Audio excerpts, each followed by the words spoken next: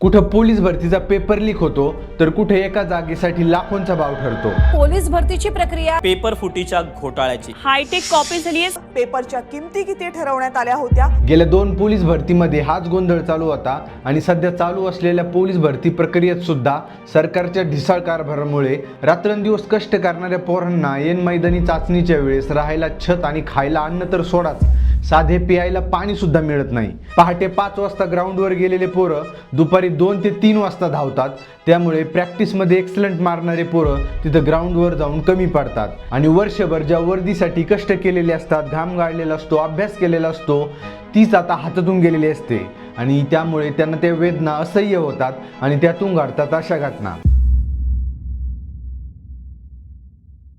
UN म्हणजे United स्टेट्सच्या एका नियमानुसार प्रत्येक 450 लोकांमागे एक पोलीस कर्मचारी पाहिजे, पण आपल्या महाराष्ट्रात जवळपास 800 लोकांमागे एक पोलीस कर्मचारी आहे। म्हणजे आपल्याकडे सध्या जेवढी पोलीस फोर्स आहे त्याच्या डबल पोलीस फोर्सची आपल्याला गरज आहे, तरच आपले कायदा सुव्यवस्था कुठेतरी सुरळीत चालेल किंवा केसेस लवकर सॉल्व्ह होतील। मात्र घडतंय काय, सरकार फक्त रिक्त जागा भरतंय आणि आपल्या एवढ्या मोठ्या राज्यामध्ये फक्त 15,000 पदांसाठी यावर्षी भरती प्रक्रिया पार पडते आणि धक्कादायक म्हणजे 15,000 पदांसाठी 6 लाखाच्या वरती अर्ज दाखल झालेत।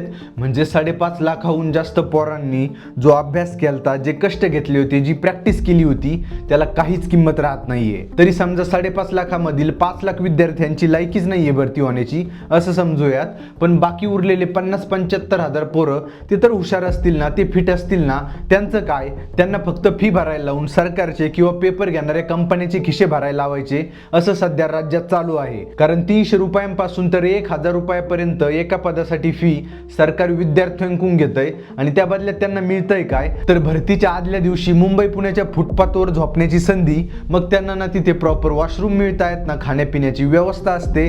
ते पोरं ग्राउंडवर धावण्याच्या आधीच दमलेले असतात, त्यामुळे त्यांनी त्यांच्या मायमाऊलीला किंवा बापाला दाखवलेले स्वप्न पूर्ण करण्यास ते अपयशी ठरतात।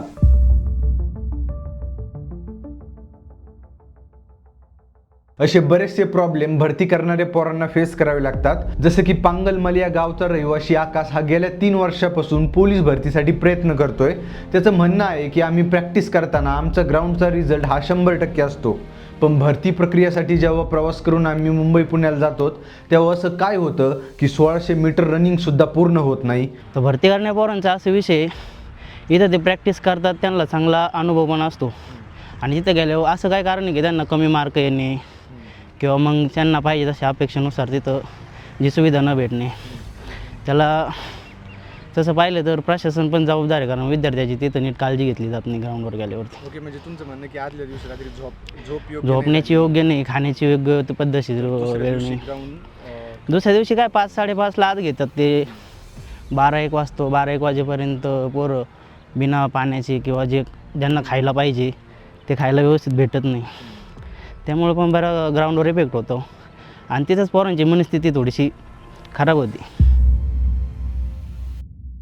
आता पोरांची ही अवस्था संपूर्ण राज्यात होते असं नाहीये, काही ठराविक ठिकाणी त्यांना झोपण्याची किंवा खाण्यापिण्याची व्यवस्था केलेली असते, पण उर्वरित भरतीच्या ठिकाणी ही सोय किंवा व्यवस्था झाली पाहिजे। व दुसरं म्हणजे गेल्या काही दिवसांपूर्वी बीडमध्ये भरती प्रक्रियेत धावताना एका तरुणाचा जीव गेला। पण तुम्ही विचार करा, हे भरती करणारे पोरं 1-2 वर्ष आधी प्रॅक्टिस करत असतात, धावत असतात, व्यायाम करत असतात, तेव्हा त्यांना काहीच होत नाही, पण ऐन भरती प्रक्रियेत असं काय होतं ज्यामुळे त्यांना त्यांचा जीव गमवावा लागतो। की येणारे जे इथून पुढचे ग्राउंड आहेत ते कमीत कमी 9 ते 10 वाजेपर्यंत घेतले पाहिजेत विद्यार्थ्यांचे, कारण कालची जी घटना बघितली आपण ते उन्हामुळं झालेली।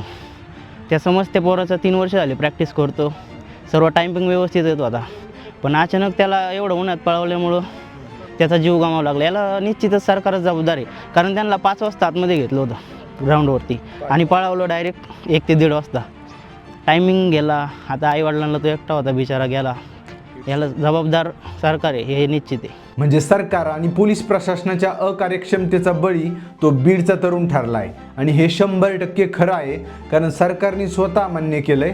कारण ती घटना घडल्याच्या नंतर फक्त दुसऱ्याच दिवशी सरकारने एक GR काढला आणि रनिंग 10च्या आत उरकून घ्यावी अशा सूचना दिल्यात। हेच जर सरकारला आधी सुचलं असतं तर तो बीडचा तरुण आज जिवंत असता। आता पुढे मी त्या मुलांशी बोलत असताना त्यांचं अजून एक मत होतं, त्यांचं म्हणणं होतं की दरवर्षी भरती प्रक्रिया तर होतीये, पण पदसंख्या खूप कमी असते, त्यामुळं स्पर्धा वाढते. अजून काढायला पाहिजे भरती. त्यांनी मागल्या 2-3 वर्षात चांगली भरती काढली, म्हणजे जागा अजूनसुद्धा आता काय होईल ते बघून त्यांनी पुन्हा काढायला पाहिजे असं मला वाटतं. आता हा मुद्दा पण खूप महत्त्वाचा आहे, कारण मी तुम्हाला मागे सांगितल्याप्रमाणे UNच्या एका नियमानुसार आपल्या राज्यात डबल पोलीस फोर्सची गरज आहे. त्यामुळे सरकारने या गोष्टीकडे सुद्धा लक्ष दिलं पाहिजे, कारण आज राज्यात हजारो विद्यार्थी सरकारच्या भरवशावर या भरती प्रक्रियेत सहभागी होतात. 12वी किंवा ग्रॅज्युएशन झाल्यानंतर जो उमेदीचा काळ आहे तो अभ्यास करण्यात, प्रॅक्टिस करण्यासाठी लावतात.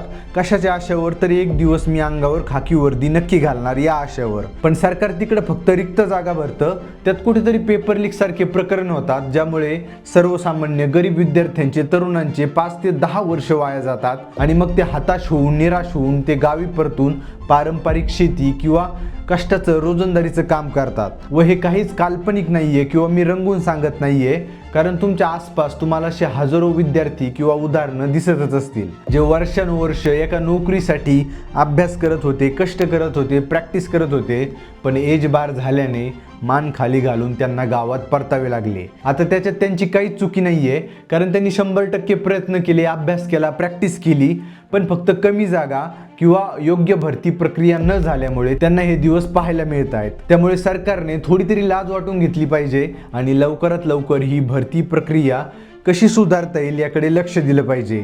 आणि मुलांना काय हायफाय सुविधा पाहिजे तसं नाही आहे, त्यांना फक्त भरतीच्या आधी राहण्यासाठी, खाण्यासाठी, पिण्यासाठी बेसिक गोष्टी जरी असल्या तरी पुरेसं आहे. आणि मुलांना पण मला एक सांगायचं आहे की तुम्ही 100% प्रयत्न करताय, प्रॅक्टिस करताय, पण आज स्पर्धा इतकी वाढली आहे की एका पदासाठी 200-300 लोकांचे अर्ज येत आहेत. त्यामुळे आपल्याला पाहिजे तसा रिझल्ट येत नाही कधी कधी. त्यामुळे खचून जाऊ नका, प्रयत्न करत राहा. व फक्त पोलीस भरती किंवा सरकारी नोकरी हाच पर्याय नाही आहे, अजून व्यवसाय आहेत, वेगवेगळ्या नोकऱ्या आहेत, त्यामध्ये सुद्धा तुम्ही चांगलं जीवन जगू शकता. त्यामुळे कुणी टोकाचं पाऊल उचलू नका असं मला तुम्हाला सांगायचं आहे. व बाकी मी जेव्हा मुलांच्या प्रतिक्रिया घेण्यासाठी ग्राउंडवर गेलो तेव्हा ते मुलं जे त्यांच्यासोबत घडतंय ते सांगण्यासाठी घाबरत होते. म्हणजे सरकार कुठं चुकतं हे सांगण्यासाठी ते मुलं घाबरत होते. आता त्यावेळेस त्यांच्या मनात कोणती भीती होती माहीत नाही, पण मला असं वाटलं की आपण भारतात नाही, उत्तर कोरियात आहोत की काय. म्हणजे सरकारच्या विरोधात किंवा कोणी कुठं चुकत असेल तर कोणीच काही बोलायचं नाही. आणि वाईट या गोष्टीचं वाटलं की जे मुलं भविष्यात पोलीस होणार येतं, पोलिसाची नोकरी करणार येतं, तेच जर असे घाबरत असतील तर सर्वसामान्यांचं काय. जाऊ दे, तो विषय वेगळा आहे. आता मला या व्हिडिओतून फक्त एवढंच सांगायचं होतं की ही संपूर्ण भरती प्रक्रिया सरकारने सुधारली पाहिजे आणि मुलांनी सुद्धा यश मिळालं नाही, चांगला रिझल्ट मिळाला नाही तर टोकाचे पाऊल उचलण्याऐवजी दुसरे पर्याय सुद्धा आजमावून पाहिले पाहिजेत. तुम्हाला काय वाटतं हे मला कॉमेंट्समध्ये सांगा आणि अशाच माहितीकरिता मला फॉलो करा. धन्यवाद.